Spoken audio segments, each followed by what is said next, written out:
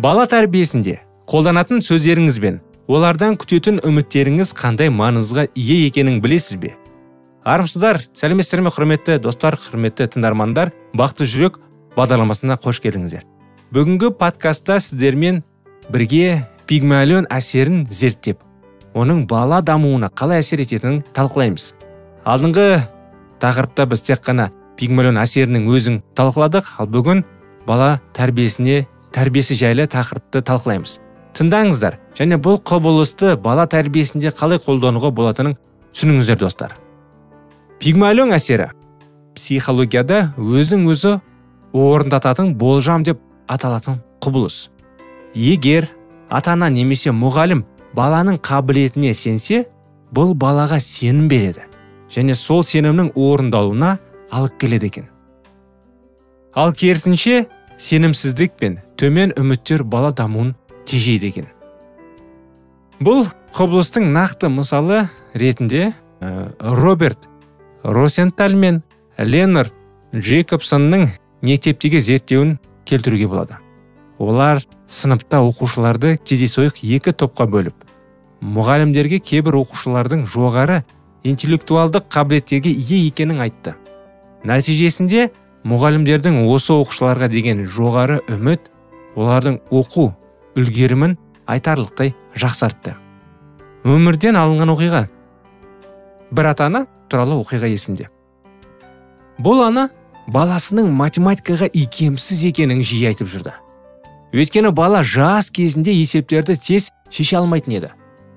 Анасы оған жиі, сен әлі де үйренесің, бірақ сен математикада әлсізсің деп жігерлендірмекші болатын. Бірақ бұл сөздер балаға теріс әсер етті. Кейіннен анасы өзінің сөздерінің баласына қалай әсер еткенін түсініп, оған сен математикадан мықты бола аласың, сенде қажетті қабілет бар деп айтуға көшті. Бұл өзгерістердің алғашқы қадамы болды.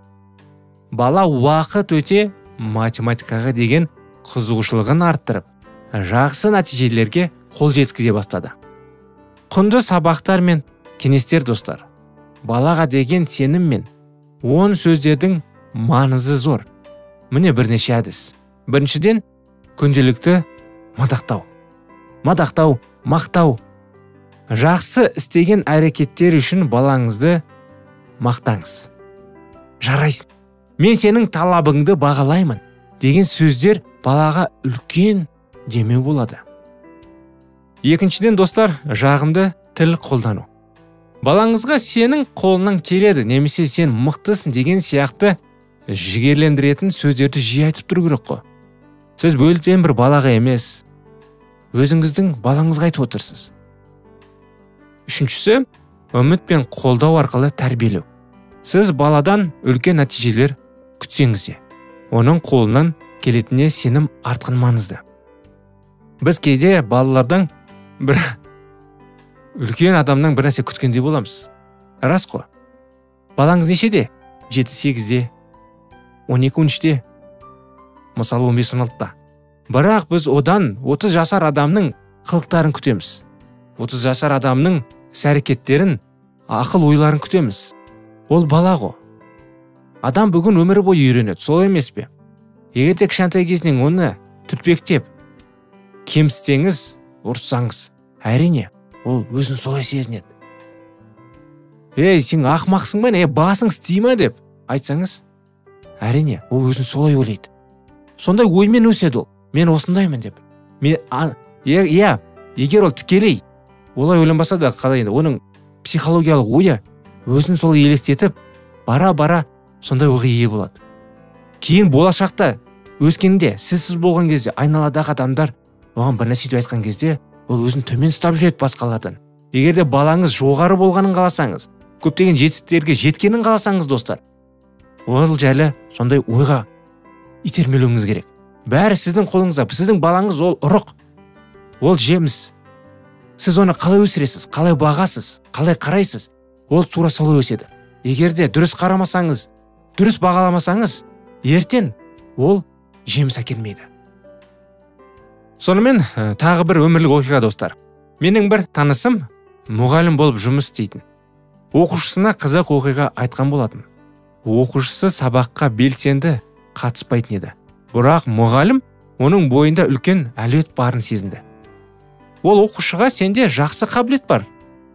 Сен мен күтпеген нәрселерді жасай аласың деп жиі айтатын болады. Біраз уақыт өткен соң бұл бала шынымен де белсенді оқуға, өз идеяларын білдіруге және басқа оқушыларға көмектесуге көшті. Елестетіп көріңіздерші.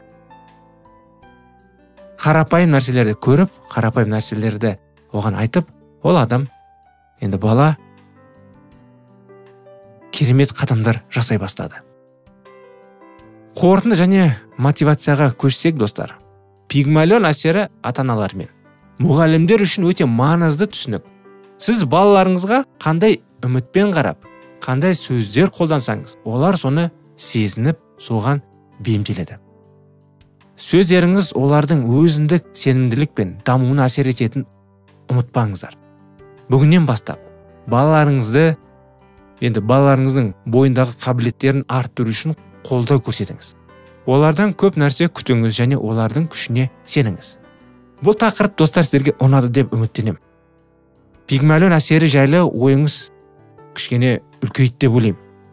Мысалы, сіз Пигмалион әсері жайлы естімеген боларсыз. Бүгін тақырыптан кейін бұндай әсер жайлы естіп, бұндай әдіс жайлы, психологиялық осындай әдіс жайлы естіп, дұрыс қадамдар жасап, дұрыс іс-әрекет жасайды деп, балаларға дұрыс қарап, дұрыс сөз айтуға ұмтылады деп үміттенемін.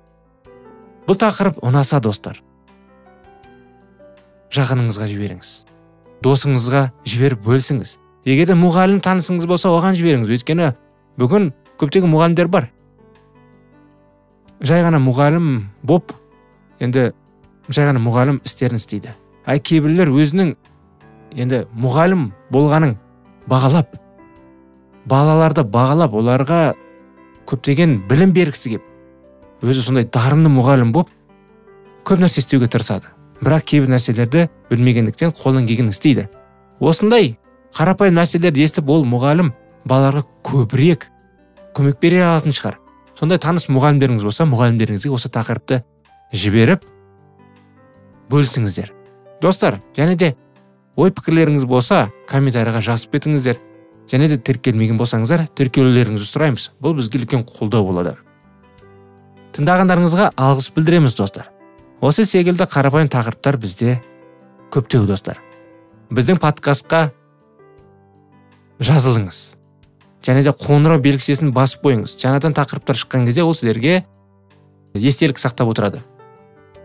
Және де біздің подкасттағы плейлисттерге кірсеңіздер, плейлист, мысалы, бақытты жүрек плейлистіміз бар, денсаулық жайлы плейлистіміз бар, және де қарапайым кішігірім видеороликтер бар. Соған кірсеңіздер болады, достар. Онда да маңызды ақпараттар, анықтамалар бар. Бейнежазбаның бетінде WhatsApp нөміріміз бар. Сұрақтарыңыз бар болса, бізге жазыңыз. Бізге міндетті түрде жауап береміз. WhatsApp нөміріміз бейнежазбаның бетінде де бар, және де астында сілтеме ретінде. Бағалы уақыттарыңызға бөлгендеріңізге рахмет, достар. Жаратушы Құдай сіздерге ерекше жар боп өзінің батасын берсін, ақыл ой берсін. Келесі кездескенше, достар, бұл кеңестер сізге пайда болды деп сеніп, келесі подкастта күтеміз.